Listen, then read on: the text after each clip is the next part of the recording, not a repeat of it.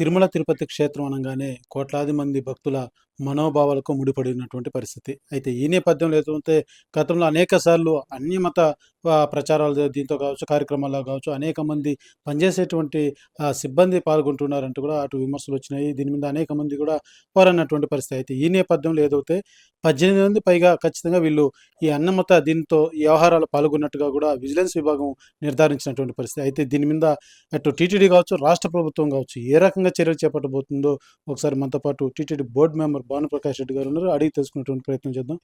Sir, మీరు చెప్పండి. ఇది గతంలో కూడా మీరు అనేక సార్లు ఈ యొక్క అనుమతం దీని మీద మీరు కూడా పోరాటం చేశారు. గతంలో మీ యొక్క ఈ ప్రభుత్వం బోర్డు ముందు కూడా మీరు అనేక సందర్భాల్లో ఇటువంటి విషయాల మీద మీరు పోరాడినటువంటి పరిస్థితి. అయితే ఏదైతే ఇవాళ మనం చూస్తున్నాం 18 మంది ఇలా నిర్ధారణ అయినటువంటి పరిస్థితి. ఏదైతే వీళ్ళ అనేక కార్యక్రమాల్లో వ్యవహరించినట్టుగా కూడా ప్రాథమికంగా విజిలెన్స్ విభాగం తెలియజేసినటువంటి పరిస్థితి. ఇటు టీటీడీ బోర్డు కావచ్చు, రాష్ట్ర ప్రభుత్వం కావచ్చు, ఏ రకంగా చర్యలు అయితే వీరి మీద చేపట్టేదానికి ఆస్కారం ఉంది? మా ధర్మకర్తల మండలి మొట్టమొదటి సమావేశంలోనే స్వామివారి దగ్గర జీతం తీసుకుంటూ, స్వామివారి ఉప్పు తింటూ, స్వామివారి ప్రసాదం తీసుకోరు, స్వామివారి హారతి తీసుకోరు, స్వామివారికి దండం పెట్టరు. అలాంటి వారు స్వామివారి సేవలు అవసరం లేదని చెప్పి మొట్టమొదటి ధర్మకర్తల మండలి సమావేశంలోనే మేము కఠినమైన నిర్ణయం తీసుకోవడం జరిగింది.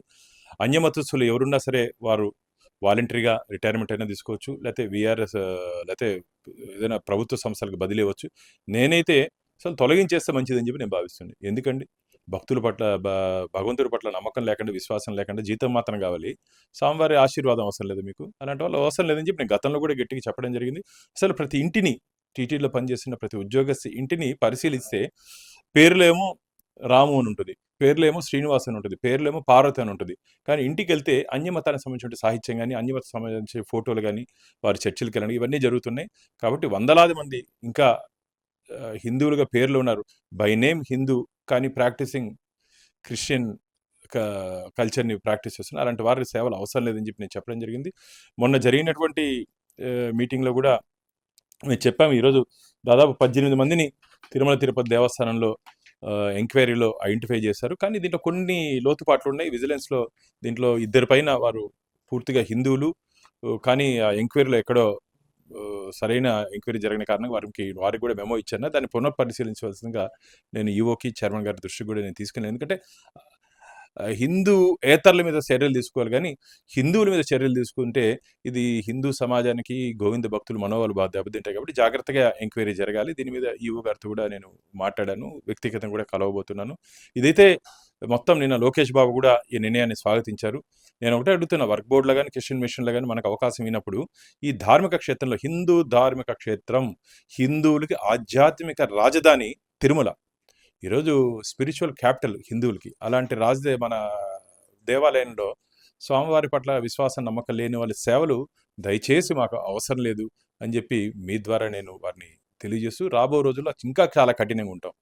ఇప్పటికే మీరు 18 మంది అనుకుంటున్నారు, వందల మంది ఉన్నారు. వందల మంది, దాదాపు మాకు ఉన్నటువంటి 6,500 temporary employees, permanent employees, temporary employees కలిసి దాదాపు 24,000 మంది ఉంటారు. 1000 మంది పైచిలుకు అన్యమతాన్ని ఆచరిస్తున్నారని మాకు ఇన్ఫర్మేషన్ ఉంది. ఎవరైనా సరే, ఎంతమంది సంఖ్య ఉన్నా సరే, వారందరి మీద కఠినమైన చర్యలు తీసుకుంటాం.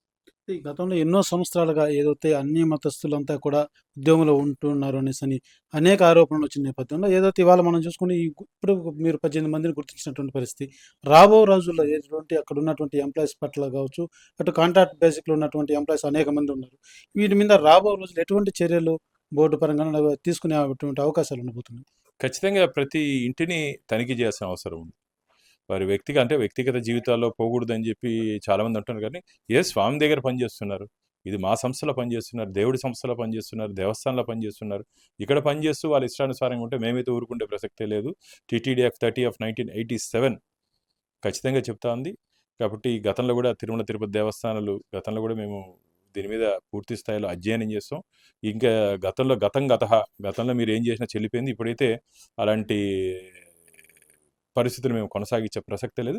చాలా కఠినంగా ఉండదలుచుకున్నాం. హిందూయేతరులు ఎవరైనా సరే, ఏ స్థాయిలో ఉన్నా సరే, వారిని ఖచ్చితంగా తిరుమల తిరుపతి దేవస్థానం నుంచి మేము పక్కకు పెట్టేదానికి మేము సిద్ధంగా ఉన్నాం. అయితే ఇది తెర మీదకి రావడంతో 18 మంది గుర్తించడం, ఈ తెర మీదకి రావడంతో బోర్డు మీద కాస్త నమ్మకం పెరిగిందని చెప్పారు. ఏదైతే గతంతో పోలిస్తే హిందువుల మనోభావాలకి ఈ రకంగా వాళ్ళ పెంపొందేందుకు టీటీడీ బోర్డు పనిచేస్తుందని కూడా హర్షం వ్యక్తమవుతున్నటువంటి పరిస్థితి. అయితే మీరైతే ఇప్పుడు బోర్డులో ఉన్నారు. మీకెలా అనిపిస్తుంది? అంటే గతంలో ఉన్న బోర్డు వ్యవహారాలు కావచ్చు, ఇప్పుడున్నటువంటి బోర్డు వ్యవహారాలు కావచ్చు, ఏ రకంగా వ్యత్యాసం ఉందని భావించవచ్చంటే? ఖచ్చితంగా బోర్డు తీసుకుంటే నిర్ణయాలకి ప్రభుత్వం పూర్తి సహాయ సహకారాలు అందిస్తుంది. ఇప్పుడున్నటువంటి ముఖ్యమంత్రి గారు చంద్రబాబు నాయుడు గారు గానీ, లోకేష్ బాబు గారు గానీ, పవన్ కళ్యాణ్ గారు గానీ, మా రాష్ట్ర అధ్యక్షుడు పురంధేశ్వరి గారు గానీ, మేమందరం కలిసి సమిష్టి నిర్ణయం తీసుకుంటున్నాం. ఈ దేవస్థానంలో గతంలో జరిగింది తిరిగి గతంలో జరిగినటువంటి పొరపాట్ల నుంచి గుణపాఠాలు నేర్చుకొని, ఏ విధంగా ముందుకు పోవాలి? అసలు ఈ మన సంస్థ అండి. ఇక్కడ దేవుడు నేను ఒకటే చెప్తున్నా, ధర్మకర్తల మండలి అనేది ఒక హోదా కాదు, ఒక బాధ్యత. స్వామివారి దగ్గర కాపలాదారులు మాత్రమే మేము. వెంకటేశ్వర స్వామికి మేము కాపలాదారులు. మా అధ్యక్షులు గానీ, ధర్మకర్తల మండలి సభ్యులు గానీ, ఈవో గానీ మేమందరం కాపలాదారులు. కాబట్టి ఆయనకే అన్యాయం జరుగుతా, ఆయన దగ్గర చేయకూడని పనులన్నీ చేస్తుంటే ఎలా చూస్తూ ఊరుకుంటాం? కాబట్టి గతంలో కన్నా ఈ బోర్డు చాలా సీరియస్‌గా ఉంటుంది. ఎవ్వరిని వదిలిపెట్టే ప్రసక్తే లేదు. మీరు చూడండి రాబో రోజుల్లో ఏ విధంగా నిర్ణయాలు ఉంటాయి మావి. ఈరోజు మొత్తం ప్రశంసల వర్షం కురుస్తుంది హిందువుల దగ్గర నుంచి, గోవింద భక్తుల దగ్గర నుంచి. ఎందుకంటే మీరు ఓటు బ్యాంకు రాజకీయాలు. ఇప్పుడు ఎట్లా అయిపోయిందంటే రాజకీయాలు ఓటు బ్యాంకు రాజకీయాలు. అయ్యో! వాడినంటే ఆ మతం ఓట్లు పోతాయి, ఈయనంటే ఈ మతం. మాదంతా వెంకటేశ్వర మతం. వెంకటేశ్వరం దగ్గర ఎవరైనా అన్యాయం చేస్తే ఖచ్చితంగా మేమైతే చూస్తూ ఊరుకుండే ప్రసక్తే లేదు. రాబో రోజుల్లో ఎంతమంది ఉన్నారో అంకెలు, సంఖ్యతో పాటు ఒకవేళ గర్వాపసి నేను ఇంకో ఆఫర్ ఇస్తున్నా వాళ్ళకి. లేదు మేము వెంకటేశ్వర స్వామిని నమ్ముతున్నాము, వెంకటేశ్వర స్వామి పట్ల విశ్వాసంతో ఉంటాము అని చెప్పి మనసులో నుంచి రావాలి. పేపర్ మీద పెట్టుకొని ఈ ఉద్యోగ భద్రత కోసం ఈరోజు ఏదో నాటకాలు ఆడితే మేము ఒప్పుకోము. మీరు కానీ గర్వాపసి ఏ విధంగా అయితే తిరిగి హిందూ మతంలోకి వచ్చి మేము స్వామివారిని నమ్ముతాము, స్వామివారి పట్ల విశ్వాసంగా ఉంటామని చెప్పి ఉన్న డిక్లరేషన్ ఇచ్చి హిందూ మతంలోకి కానీ మారితే వారి పట్ల ఏ విధంగా వ్యవహరించాలో సానుకూలంగా వ్యవహరించే దిశగా నేను ధర్మకర్తల మండలి అధ్యక్షులు, సభ్యులు, ఈవో గారితో మాట్లాడి, మా పార్టీ పెద్దలతో మాట్లాడి ఒక నిర్ణయం తీసుకుంటాం. కాబట్టి వారికి కూడా ఇంకో అవకాశం కూడా ఇస్తున్నాం. గర్వాపసి వచ్చేయండి, మళ్ళీ హిందూ మతంలోకి వచ్చేయండి. కొన్ని అనివార్య కారణాల్లో, లేకపోతే బలవంతం వల్లో, లేకపోతే మాయమాటలు నమ్మో మీరు ఎల్లుంటారు. ఈరోజు మన ధర్మంలోకి రండి. మీ భద్రత గురించి ఒకసారి పెద్దలతో మాట్లాడి వారికి ఏ విధంగా న్యాయం చేయాలో ఆ విధంగా చేసేదని మేము సిద్ధంగా ఉన్నాం.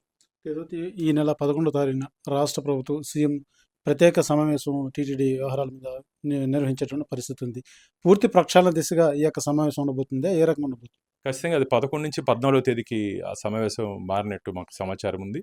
ఖచ్చితంగా దాంట్లో టీటీడీ అధికారులు, చైర్మన్ గారితో ముఖ్యమంత్రి గారు ప్రత్యేక సమావేశం నిర్వహించుకుంటున్నారు. భారతీయ జనతా పార్టీ కూడా మా రాష్ట్ర అధ్యక్షురాలు గారు పురంధేశ్వరి గారితో నేను ఈరోజు ఉదయం మాట్లాడడం జరిగింది. వారు కూడా ముఖ్యమంత్రి గారి అపాయింట్మెంట్ తీసుకున్న తర్వాత భారతీయ జనతా పార్టీ కూడా ప్రత్యేకంగా ముఖ్యమంత్రి గారితో కలిసి ఏ విధంగా గత ప్రభుత్వం జగన్మోహన్ రెడ్డి ప్రభుత్వం ఎక్కడెక్కడ పొరపాట్లు చేసింది, మనం ఏ విధంగా ముందుకు పోవాలి, పరకామణి అంశం కానీ, అలాగే నెయ్యికి సంబంధించిన అంశం కానీ, ఇంకా జరుగుతున్నటువంటి కొన్ని ఏ విధంగా ధార్మిక విషయాల్లో టీటీడీని ఏ విధంగా ముందుకు తీసుకోవాలో అనేక అంశాల మీద ముఖ్యమంత్రి గారిని భారతీయ జనతా పార్టీ బృందం కూడా మేము కలవబోతున్నాం.